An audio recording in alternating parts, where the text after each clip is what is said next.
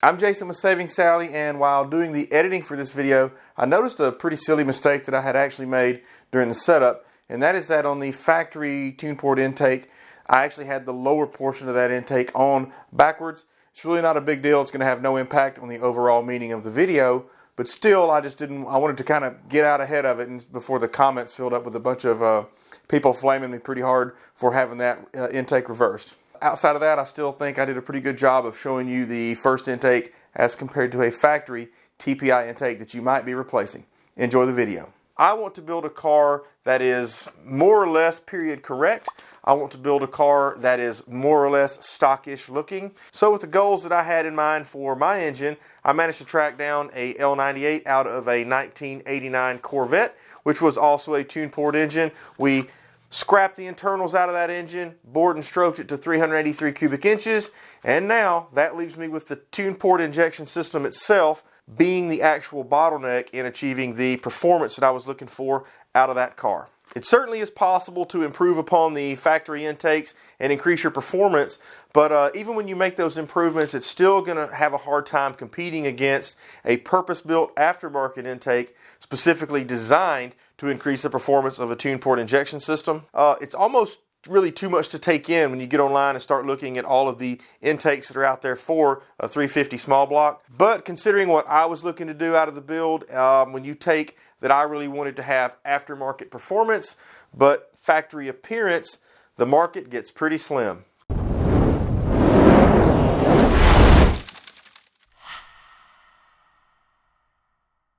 I'm Jason with Saving Sally, and before we get too deep into this video, I am going to ask that you go ahead and subscribe and click the bell so that you don't miss any of the fun for upcoming videos for this build.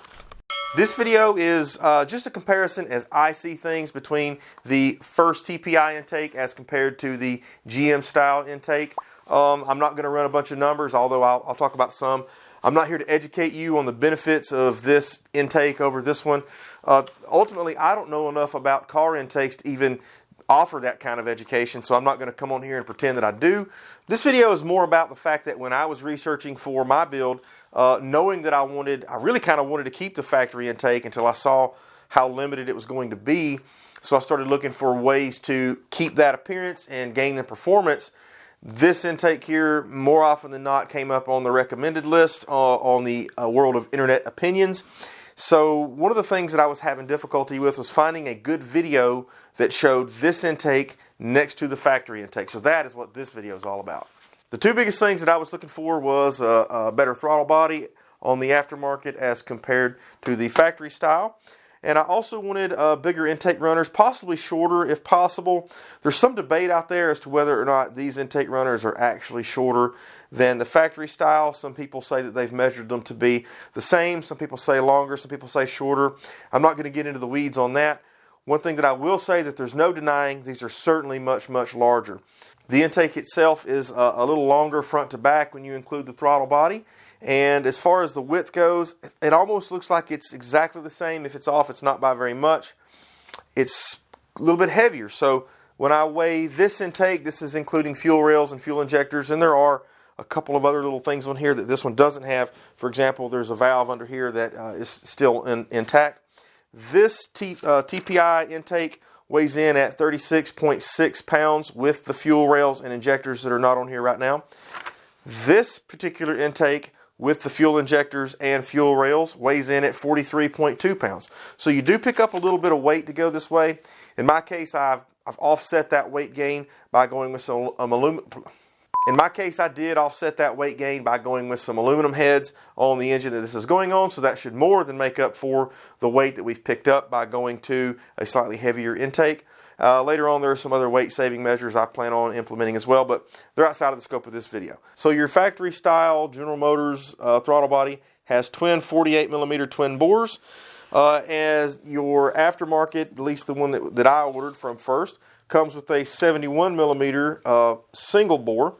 So in case you're sitting here doing some quick math in your head and you're saying, well, 48 and there's two of them, so 48 times 2 is 96. So technically that's bigger than, it's tempting to want to go that route, but in actual fact, this one is larger in terms of surface area. So when we look at the surface area of the twin bores, we are looking at 3619.2 millimeters squared. And over here, we are looking at 3959 millimeters squared, which is not a huge difference. It's actually a little bit less than 10% in terms of actual square millimeters. However, we do have more friction here, and so even though it's less than 10% in terms of actual surface area, we should see a much higher than 10% improvement in actual flow rates because of the reduction in friction that we see in this style of throttle body. So now I want to go ahead and take these apart, and we'll go ahead and look at the top of the intake first, then we'll move on to the runners, then we'll have a look at the bottom.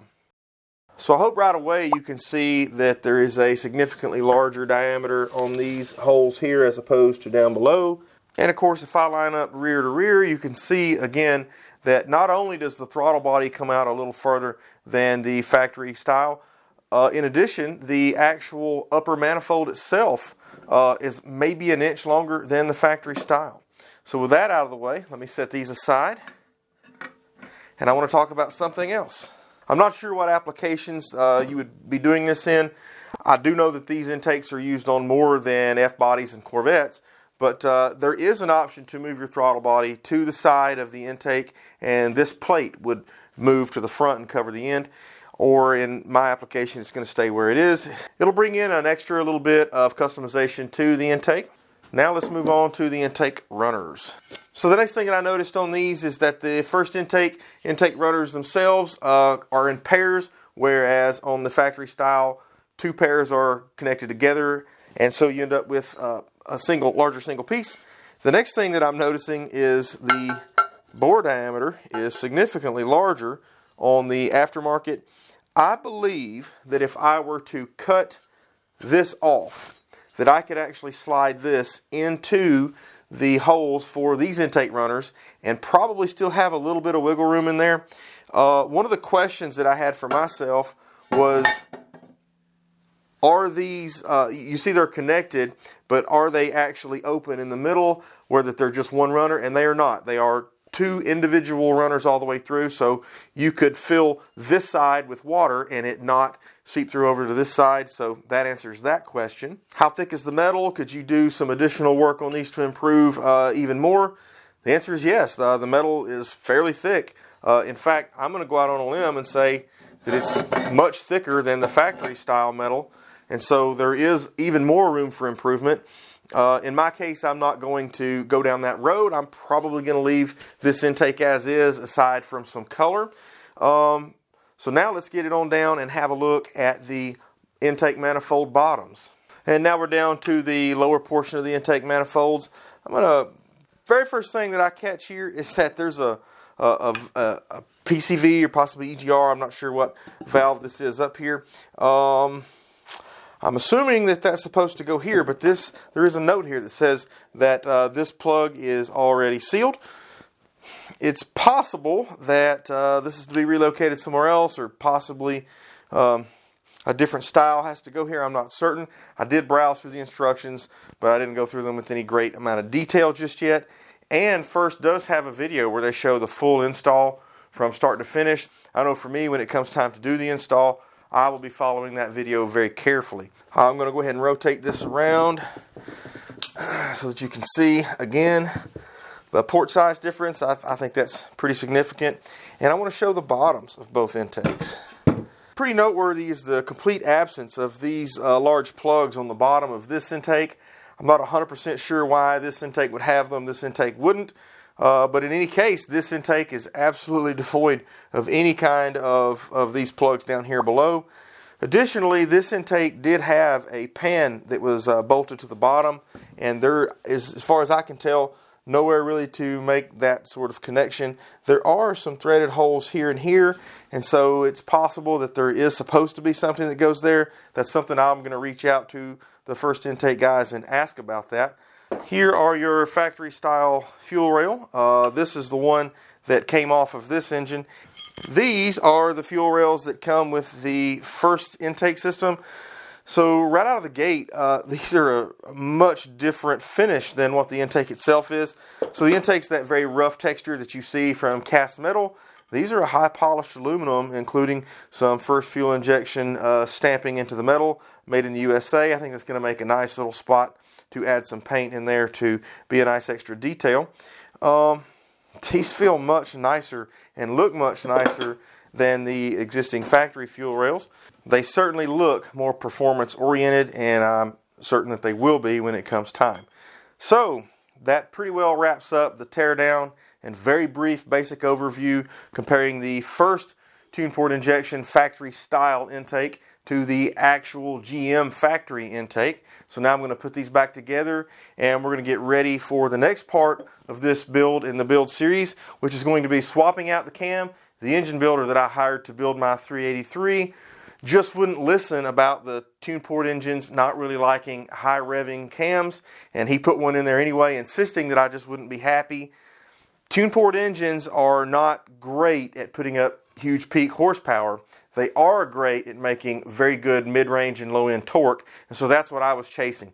So, once again, if you're enjoying this series, please give me a subscribe. Maybe share this with some friends that you think might also enjoy the series.